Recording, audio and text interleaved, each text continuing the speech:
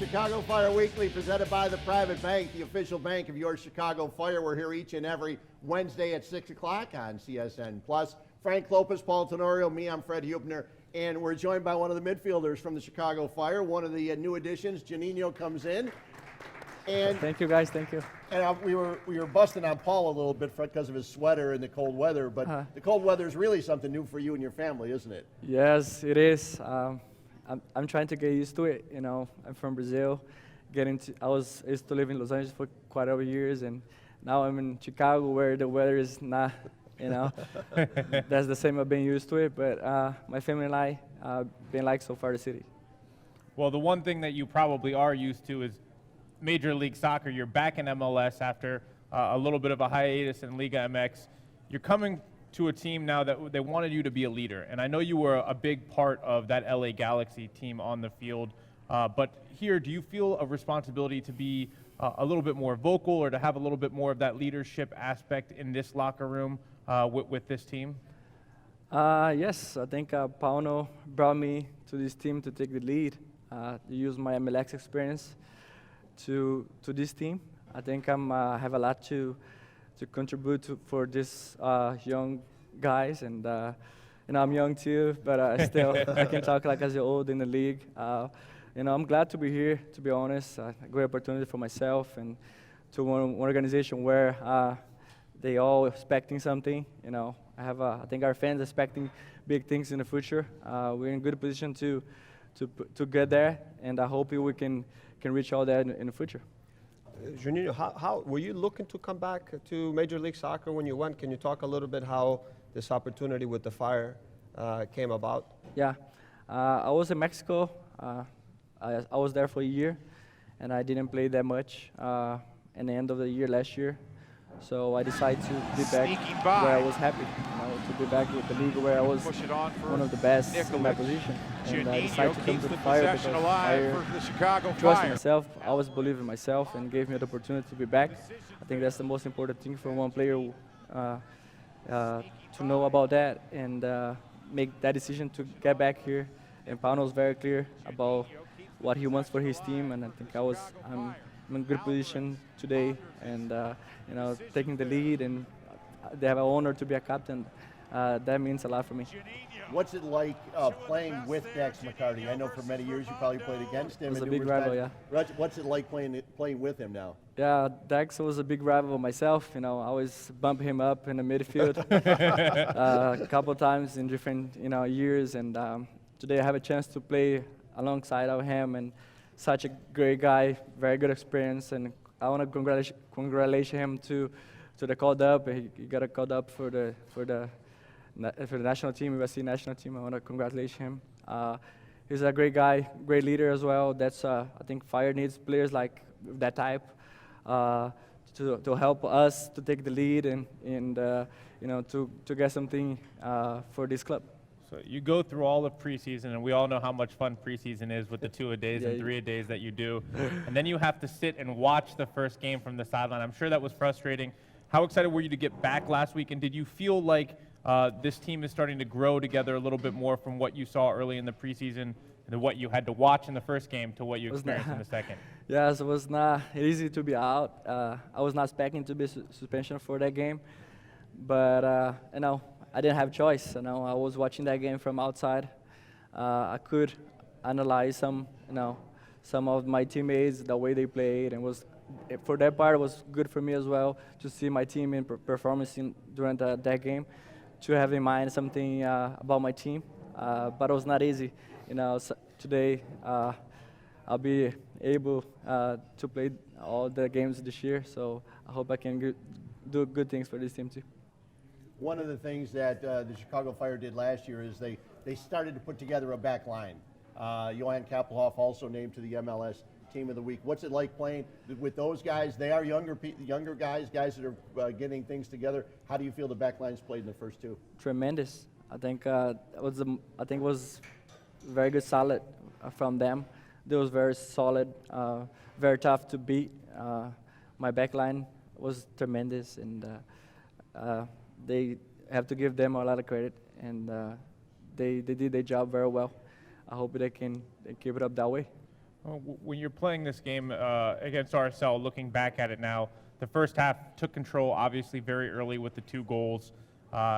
Almost found the third early in the second half, and then they really started to press you guys, and you guys were pinned back a lot in that second half. What do you take away from that? Is there something to be said about being able to kind of survive a half like that? But how do you kind of try to avoid that happening, especially at home in the next few weeks? That's a good question. I think we had a lot of energy in the beginning of the game. That's how it had to be, playing at home in front of our fans. We have to go out of them, try to score the goals the maximum we can, and take the lead in our favor. And that's what we did. Also, we have to manage well our system, our style of play. It was not easy, to get a third goal, and they did very good in the second half. But the good thing in our team, we didn't concede goals, and good credit for our backline as well, and our coach system, and they have to keep that way. I think that's the most important thing. And the fans, of course, they wanna go home with the win, so that's what we did. Chicago Fire midfielder Juninho joining us. He'll be with us for the one more segment. Don't forget, next Chicago Fire home game coming up April 1st against Montreal. The Fire in Atlanta this coming Saturday at 3 o'clock. A game you can see on Unimas, and also first ever MLS game on Facebook Live. We'll talk more about that as we go along. You're watching Chicago Fire Weekly right here, brought to you by the Private Bank. Thanks, Fred Hubner, along with Paul Tenorio, Frank Lopez, and Chicago Fire midfielder Juninho joining us here on the couch. And before we get into the X's and O's and what's coming up this week in Atlanta, we had Dax here a couple weeks ago. We talked about taking shots from distance, and he said he's going to leave that up to you because of the shot you put on. You enjoy shooting from distance, and it's always nice to see the ball hit the net, but it's fun. You don't get that many opportunities, but you're not hesitant to take them, are you? Nah, if I'm in front of the goal, I'm going to take it, except in the last game. I think I had one great opportunity to score, and I passed to Nico, and tried to create something, but next time for sure we're going to shoot it on goal. That's no question about it. You only get one of those, and if he doesn't put it away, you take it the next time. Nobody had a good free kick. I think Rimondo made a good save. I know it wasn't as maybe enough power as close to the corner, but it's never easy. I think Rimondo had to make a very good save on that one at the free kick. I think the most part in those situations where I had the free kick, it has to put in on target. That's what I did. Sometimes get in, sometimes not, and that's part of the game, but I have to put it on target. Yeah. I love hearing that because there's nothing worse than being in the stands or being in the press box, seeing a free kick and have it go way into the stands. You always want it on target. Yeah, especially for force the goalkeeper to make a save, I guess. But thinking about the next game in Atlanta, and obviously very positive result here at home.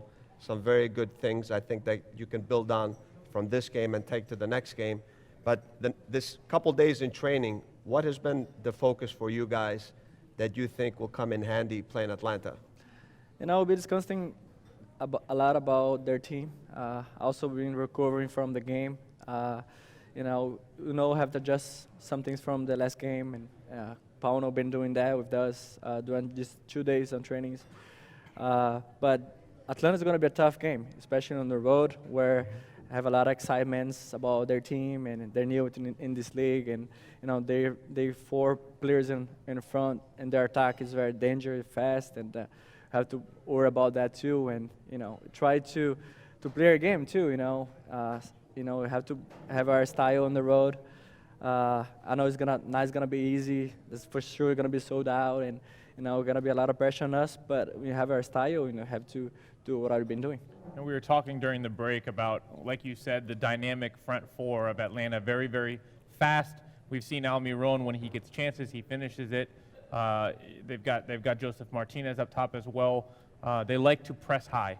How different is it with you and how you think about defending a guy like Almiron because you're on the road and because they're going to be pressing that high? And does it open things up for you when you win the ball to maybe look for David to come early and try to get him breaking out?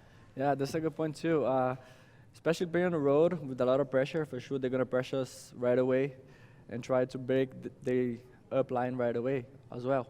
Broke down their line with the first pass forward and try to create from there. Also use our flanks, have very good speed on the flanks as well, and try to counter them that way, make a difference. I think this is a huge game for us to continue making points. I think very important for us, make a lot of points as possible during our games on the road, and try to also do our job at home. So we have another big game coming up, and I hope you can do it a better way. How nice is it to have a guy on the left side with the speed of David Accam? It's easy.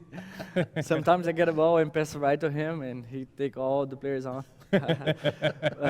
Also, it's good to have it in our side, in our team. Always good, to have players like that in our team. And Dave Akana is such a good player, a lot of speed, a lot of energy, so have to use that. The only downside is trying to keep up with him on the counterattack when he takes off running. That's what we were saying sometimes. Sometimes you see that break, that initial pass, and he's taking off, and I'm saying, okay, the counter's up, but no one can catch up to him. You're right. So we have to use that in our benefit. I think we can use him as our key. We know what he can do for us, and use his ability to make a difference for us. Well, the one thing that I've noticed is that the one thing that the Fire has up top is they have numerous options with Nikolic and Michael Delu. And Delu came here last year and scored goals, but now he has a lot of different people up top. That gives you guys a lot of different options too when you're bringing the ball up. Yeah, definitely. Have players in different positions and different styles is very important for us. Have a variation of game and plays where you can find a better way to give the pass to the right guy and to make a difference in the end of the third part of the field. I think us have very good options. Hope you can use that in the best way and score the goals. I think you have to have players who can score goals. You're from Brazil, so playing against skillful players in the final third, not new for you. What's the key, though, to trying to keep them out of their rhythm? When we saw them against Minnesota, those combination plays in the final third broke open that back line like a hole in a wall, man. How do you slow them down? As a player, you have to be compact and solid. I think you have to be at the right mentality that game. Has to be in good shape. Also have to think ahead of another guy. Sometimes they're gonna come out with a lot of energy. You have to be, especially on the road, we have to be, compact next to each other, and know what you're doing. Especially in games big like this, and we have a lot of potential to go there and get a win, and that's what we're gonna do. Best of luck this Saturday and the rest of the season. Juninho from the Chicago Fire joining us here on Chicago Fire Weekly. We're at the Heineken Pub 97. Big game coming up on Saturday as the Chicago Fire head on down to Atlanta. Bobby Dodd Stadium, 55,000 expected. A game you can see on Unimas. And don't forget the Chicago Fire come home next, April 1st, when they take on Montreal at Toyota Park. Get your tickets at chicago-fire.com. We'll take a closer look at these two guys. They get to break things down in our next segment right here. Chicago Fire Weekly, presented by the Private Bank.